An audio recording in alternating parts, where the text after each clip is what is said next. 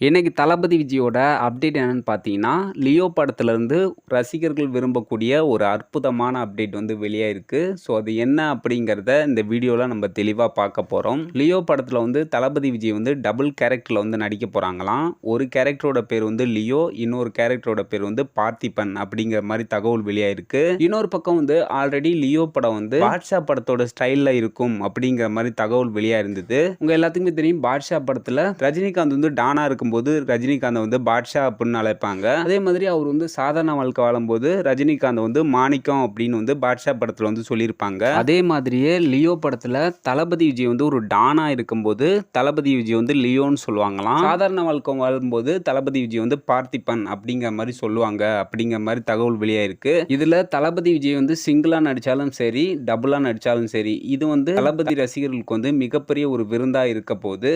இன்னைக்கு சோசியல் மீடியால வந்து பயங்கரமா இந்த நியூஸ் வந்து ஸ்ப்ரெட் ஆயிட்டு இருக்கு. ஸோ மீண்டும் ஒரு தளபதி விஜய் அப்டேட்டோட உங்களை சந்திக்கிறேன். ஓகே பாய், உங்கள் ஹீரோ.